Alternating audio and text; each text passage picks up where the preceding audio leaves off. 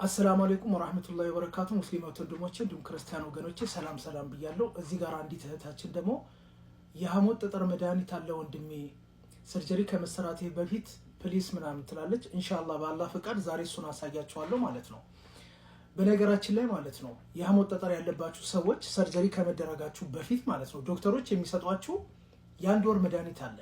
ያ የአንድ ወር መድኃኒት የሚሰጣችሁ ሰርጀሪ ከመደረጋችሁ በፊት ማለት ነው ያንን የሐሞት ጠጠሩን ይበትነዋል ወይስ አይበትነውም በሚል ነው ያንን መድኃኒት የሚሰጣችሁ። ከዚያ በኋላ ስትመለሱ ለቼክአፕ ማለት ነው ይሄ ሰው ሰርጀሪ ይደረጋል ወይስ አይደረግም የሚለውን ቼክ ያደርጋሉ።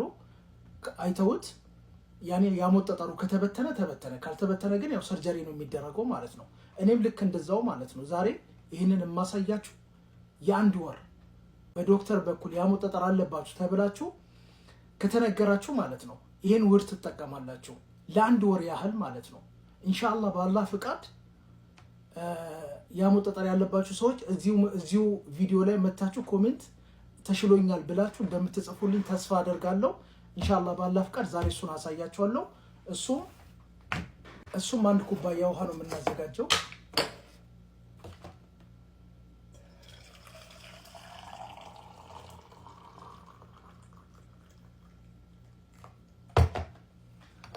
ከዚያ በኋላ አንድ ማንኪያ እርድ፣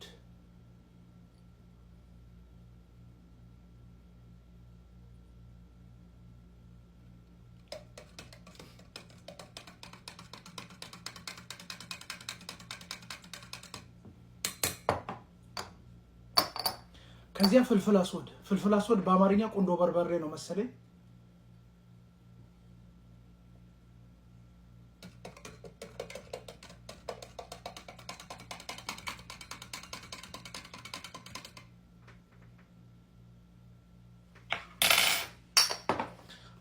ከዛ በኋላ የምናደርገው የወይራ ዘይት ነው። እሺ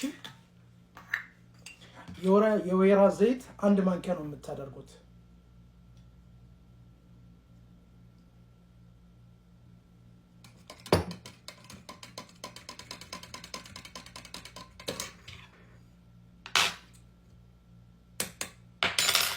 ከዚያ በኋላ ትከድኑትና ደቂቃ ያህል ትጠብቁታላችሁ። ምክንያቱም ትኩስ ነገር አይጠጣም። ረሱል ሰለላሁ ዐለይሂ ወሰለም ትኩስ ነገር እንዳትጠጡ ብሎ ከልክለዋል። ስለዚህ የተከለከለን ነገር ደግሞ አትጠቀሙ፣ በመድኃኒትም ወይም በማንኛውም ነገር ማለት ነው። እና 5 ደቂቃ ትጠብቁታላችሁ። ከዚያ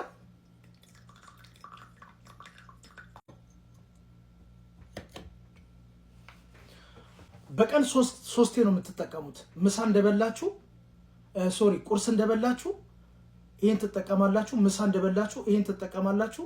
እራት እንደበላችሁ ይሄን ትጠቀማላችሁ። ባቡንጊ የሚባል ደግሞ አበባ አለ እኛ ሀገር ላይ የአደይ አበባ ነው ምናምን ነገር የምትባል አበባ አለች።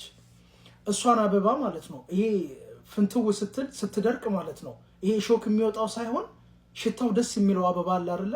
የአደይ አበባ እዚህ ጋር ምስሉን አስቀምጠላችኋለሁ ኢንሻአላህ ካወቃችሁት ማለት ነው። እሱን አድርቁትና እሱን ደግሞ ማለት ነው ከናና ጋር በጣም በተለይ ደግሞ አረብ ሀገር ካላችሁ ባቡንጊ ነው ምናምን ነገር ነው የሚባለው መሀል አጣራ አለ። እኔ እዚህ ጋር ምስሉን አስቀምጥላችኋለሁ። እናንተ ሄዳችሁ ጠይቃችሁ ትገዛላችሁ። ከዚያ የምታደርጉት ባቡንጊውን ከናና ጋር ማለት ነው የምትጠቀሙት አንድ ላይ ታፈሉትና ከዚያ በኋላ ውሃውን ማለት ነው ጧት በባዶ ሆዳችሁ የምትጠቀሙት ኢንሻአላህ።